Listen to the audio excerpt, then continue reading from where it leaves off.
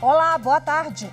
A prática em que um dos pais manipula o filho para afastá-lo do outro é considerada criminosa.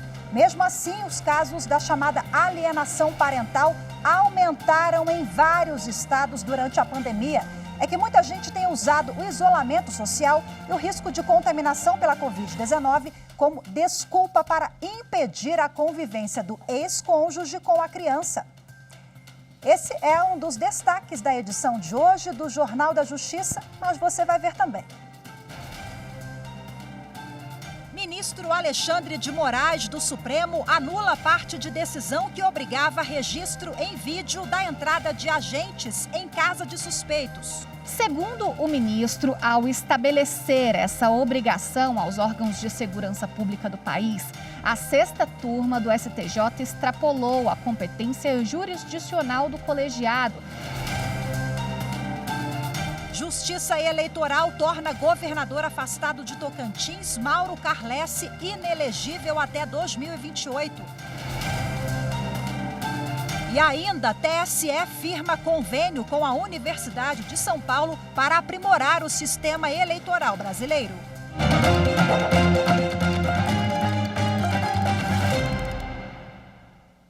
O ministro Alexandre de Moraes, do Supremo Tribunal Federal, anulou parte da decisão do Superior Tribunal de Justiça que obrigava agentes a filmarem a entrada na casa de suspeitos para comprovar o consentimento do morador. Segundo o ministro, a obrigação imposta pela sexta turma do STJ extrapola a competência jurisdicional do colegiado. A decisão do Superior Tribunal de Justiça havia sido em julgamento de habeas corpus de um suspeito de tráfico de drogas. O entendimento foi de que a entrada dos policiais na casa dele foi ilegal, por não haver elementos que permitissem concluir que a ação tenha ocorrido com a autorização do morador. O Ministério Público de São Paulo recorreu ao Supremo Tribunal Federal. O caso foi analisado pelo relator, ministro Alexandre de Moraes.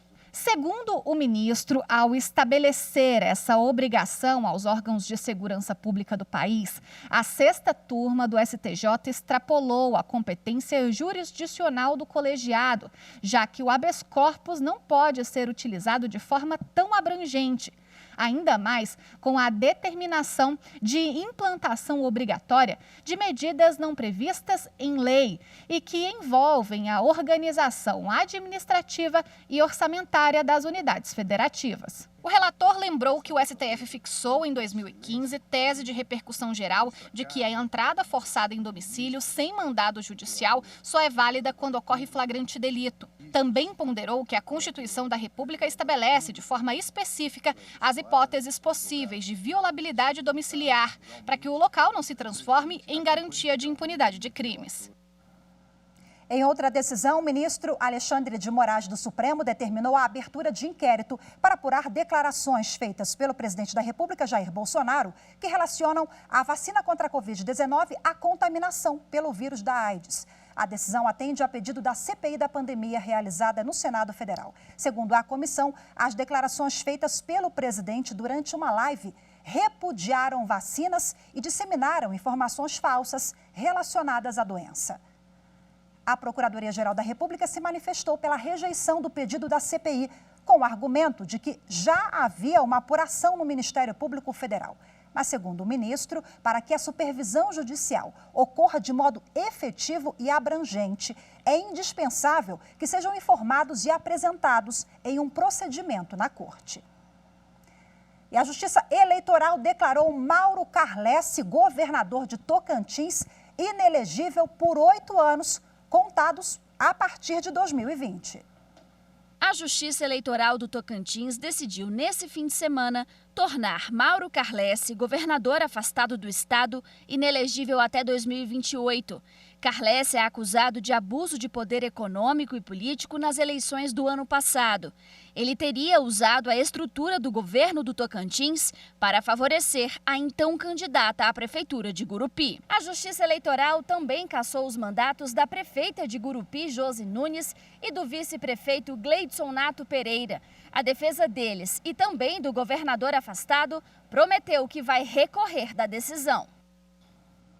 E por falar em justiça eleitoral, o TSE firmou um convênio com a Universidade de São Paulo para aprimorar o sistema eleitoral brasileiro. A parceria vai durar 1 ano e tem 2 frentes de trabalho.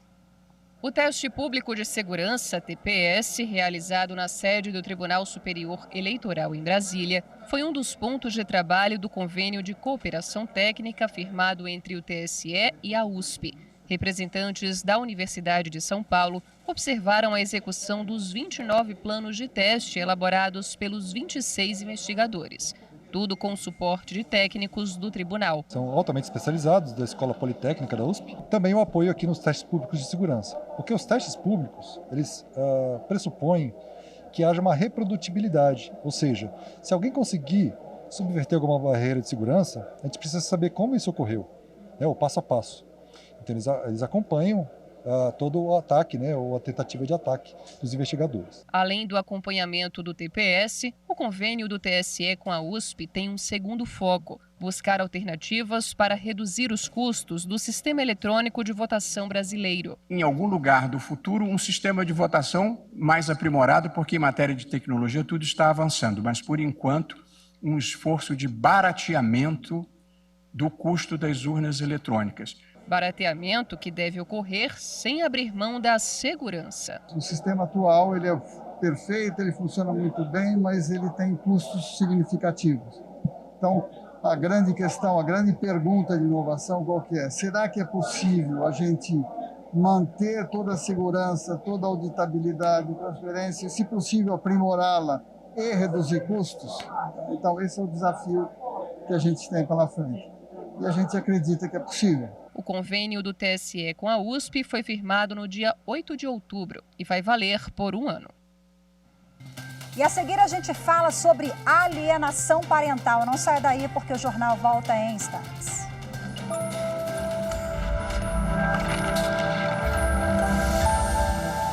A Constituição é o documento que corporifica o começo democrático de uma sociedade política.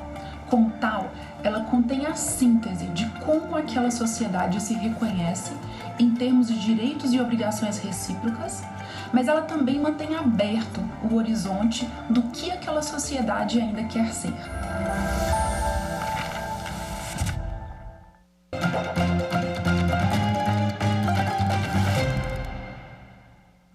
O Tribunal de Justiça de Sergipe decidiu que mãe não pode impedir filho de passar férias com o pai, sob a justificativa de pandemia da Covid-19. Para a Justiça sergipana, a mulher estava se aproveitando da crise sanitária para impedir o contato entre pai e filho. O isolamento provocado pela pandemia da Covid-19 dificultou ainda mais o relacionamento de casais separados que têm filhos. Em vários estados, aumentou o número de casos de alienação parental, um processo psicológico e social por meio do qual um dos pais manipula o filho na tentativa de afastá-lo do outro. O risco de contaminação pelo coronavírus tem sido usado como desculpa. Em São Paulo, por exemplo, o número de ações na justiça por alienação parental cresceu 47% durante a pandemia. Desde 2017, a prática se tornou crime no Brasil. Em Sergipe, a justiça decidiu que a mãe não pode impedir o filho de passar férias com o pai sob a justificativa de pandemia da Covid-19. Para os magistrados, o argumento usado pela mulher é uma forma de impedir que o marido se relacione com a criança. No divórcio, ficou acertado que a guarda seria da mãe e nas férias o filho ficaria com o pai em Curitiba. Mas ele precisou recorrer à justiça para fazer cumprir o que já tinha sido combinado. Enquanto uns buscam a justiça para sanar problemas familiares, outros casais já compreenderam que o diálogo e o respeito devem prevalecer quando o assunto é filho. A Juliana foi casada por 10 anos. Na separação, o ex foi morar em Goiânia e depois em Vitória. A secretária admite que no começo a situação foi um pouco difícil, mas segundo ela, os dois sempre conseguiram separar os problemas pessoais, visando o melhor interesse da filha. Eu respeito muito a relação dos dois, né? Eu sempre respeitei. Eu acho que tem que pensar principalmente nela, né? Porque, querendo ou não, ela é a mais afetada, né? Diretamente, assim, vamos dizer. Porque ela tem ela viveu até os 10 anos comigo e com ele. Imagina, depois, de repente, a vida dela virou de cabeça para baixo, né? Nesse sentido, assim. É isso aí, o bom senso, o diálogo e a boa relação em prol da criança, né? Bom, vamos continuar falando sobre esse assunto agora, conversando ao vivo pela internet com a advogada Patrícia Guimarães, que é especialista em direito de família. Olá, Patrícia, muito boa tarde para você. Boa tarde, tudo bem? Tudo jóia. Patrícia, bom, lá no início da pandemia, eu creio que você já deve ter se deparado com esses casos de pais separados que ficaram com medo de deixar a criança para lá e para cá entre as duas casas, para quem tem guarda compartilhada, em virtude da pandemia. Hoje, né, no momento atual, com a vacinação e com o julgado já num outro sentido, né, eu acho que já há uma construção que configura a alienação parental, né? Sim, já, Rafaela. Foi um baque muito grande para as famílias, né? E sofreu um efeito muito ruim nas crianças, porque várias crianças tinham convívio, né? Que é o de praxe, de 15 em 15 dias, estar visitando o genitor, a genitora. E, de repente, nos vimos trancados dentro de casa e a melhor opção, até pelo judiciário, que foi adotada, foi que a criança permanecesse naquele lar, né? Onde ela estava.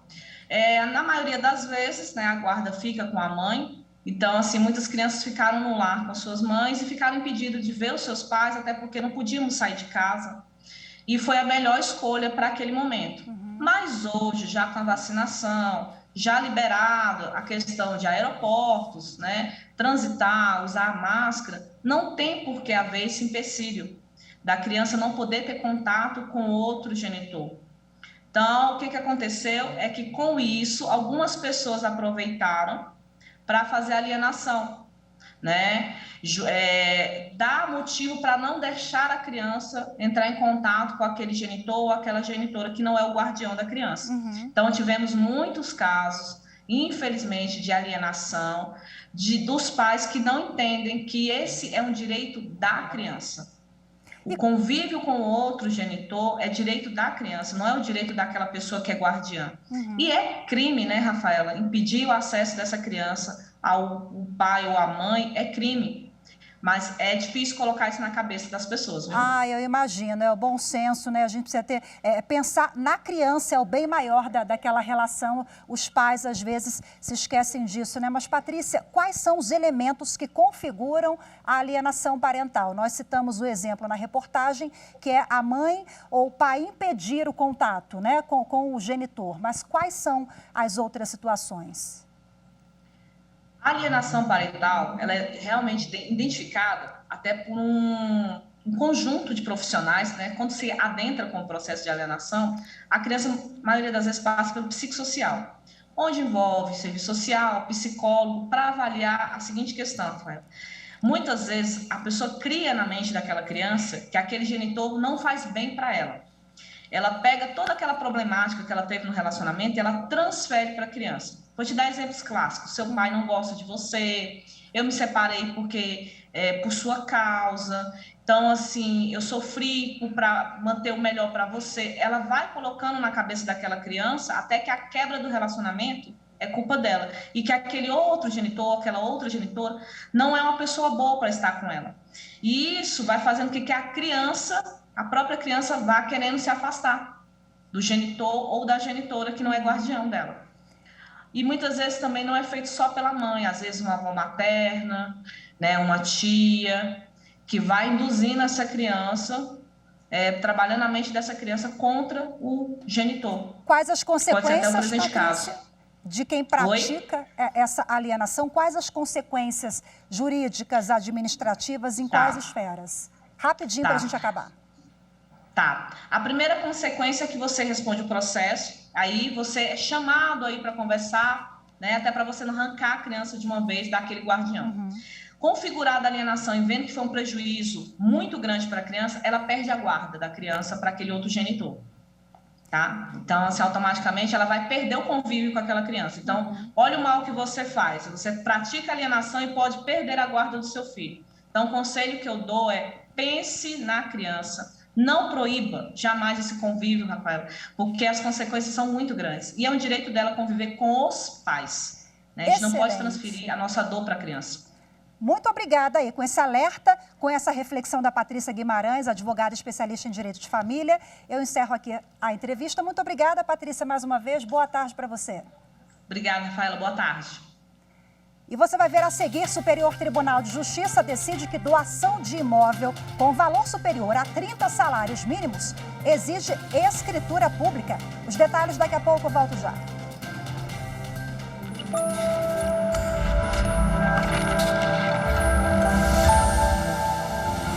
A Constituição, lei máxima de uma nação, é o pilar de organização política e social do nosso país, pois estabelece o funcionamento do governo e também os limites da sua atuação, definindo ainda direitos e deveres dos cidadãos.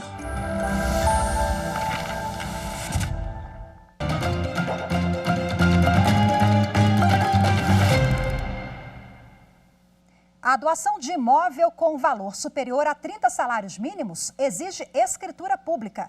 A decisão é do Superior Tribunal de Justiça. A turma reformou o acórdão do Tribunal de Justiça de Mato Grosso do Sul, segundo o qual a doação nessas condições poderia ser formalizada também por contrato particular.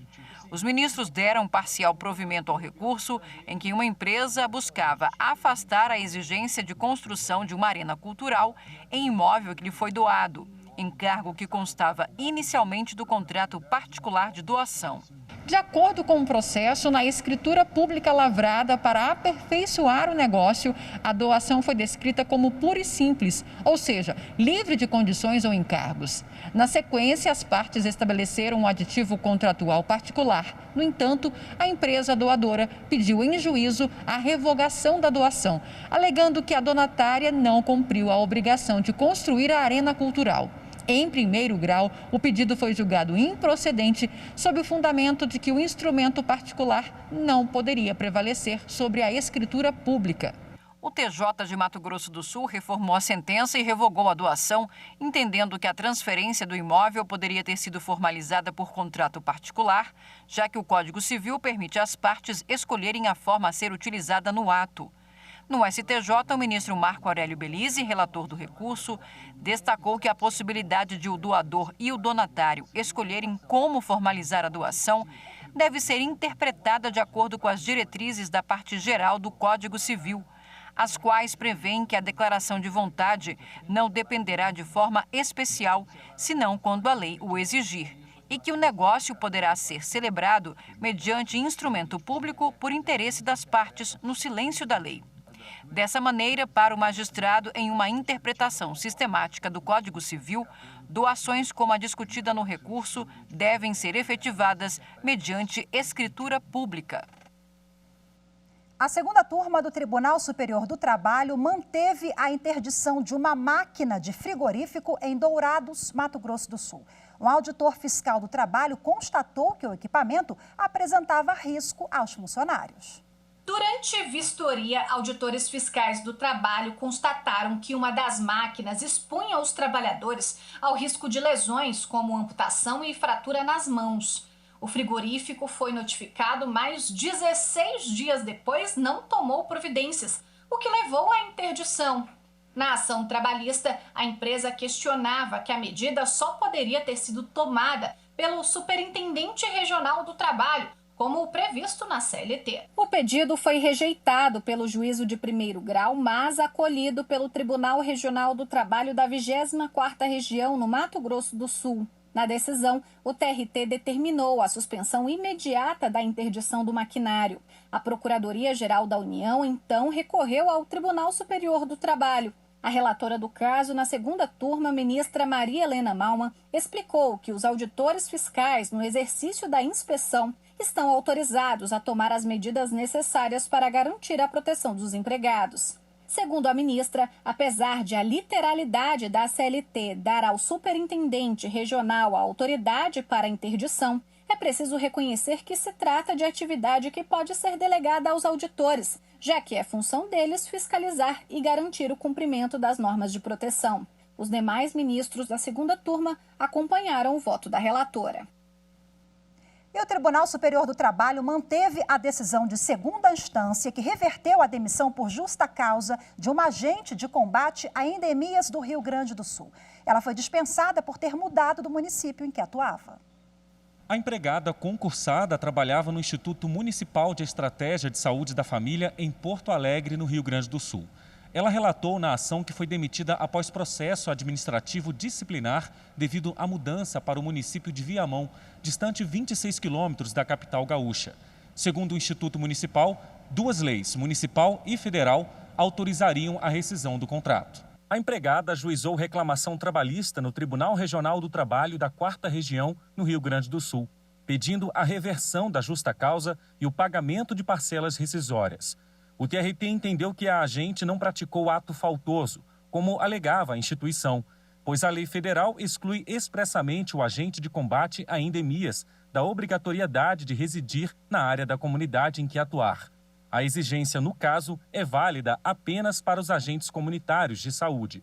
O caso chegou ao Tribunal Superior do Trabalho. A relatora do recurso de revista do Instituto Municipal, ministra Maria Helena Malman, destacou que qualquer conclusão diversa da adotada pelo TRT exigiria novo exame de fatos e provas, o que é vedado pela súmula 126 do TST. Por fim, a segunda turma do Tribunal Superior do Trabalho rejeitou o recurso do Instituto Municipal de Estratégia de Saúde da Família, em Porto Alegre, no Rio Grande do Sul, contra a decisão que determinou a reversão da justa causa aplicada a agente de combate a endemias. A decisão foi unânime. Pela primeira vez, o Superior Tribunal Militar ficou entre os melhores na categoria Diamante do Prêmio CNJ de Qualidade. Um reconhecimento importante para a justiça mais antiga do país.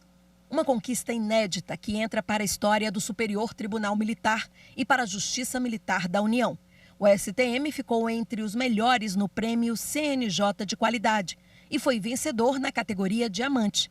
Isso porque liderou o ranking nos eixos governança, produtividade, transparência, dados e tecnologia. A premiação ocorreu nesta sexta-feira, durante o 15º Encontro Nacional do Poder Judiciário. Em 2021, até outubro, a Justiça Militar da União cumpriu a meta 1, julgou mais processos em relação à quantidade distribuída. Em especial, a primeira instância, que alcançou 145% no cumprimento da meta. Em 2021, iniciamos um novo ciclo da Estratégia Nacional do Poder Judiciário, que direciona nossos esforços no enfrentamento de desafios comuns aos tribunais e que nos motiva a conquistar melhores resultados, fortalecendo o compromisso com a missão compartilhada de realizar justiça. A meta 4 também foi alcançada. Ela trata da prioridade de julgamento de processos sobre improbidade administrativa e crimes contra a administração pública. Houve também inovação. O STM, neste ano, conjugou esforços junto com o próprio CNJ para desenvolver produtos, projetos e serviços para o programa Justiça 4.0. Receber o troféu Diamante foi um feito relevante para a JMU, principalmente por acontecer em um ano atípico de restrições impostas pela pandemia. Eu não posso deixar de agradecer aos nossos magistrados e principalmente aos nossos servidores que se empenharam muito para que nós não tivéssemos comprometimento na prestação jurisdicional. Estar na categoria Diamante é reconhecimento. E é também estímulo aos magistrados, servidores, estagiários e colaboradores da justiça mais antiga do país a continuarem buscando sempre o melhor em cada tarefa realizada. A nossa justiça, ela nasceu praticamente com a chegada aqui de D. João VI, né? Em final de março de 1808. Portanto, é a mais antiga do Brasil e todas as outras dela se originaram. Então, isso é um motivo de orgulho para a gente e realmente nos torna importantes, né, por conta desse fato aí. E hoje ficamos por aqui. Muito obrigada pela sua companhia. Um ótimo início de semana para você. Temos um encontro marcado amanhã. Eu te espero. Até lá. Tchau, tchau.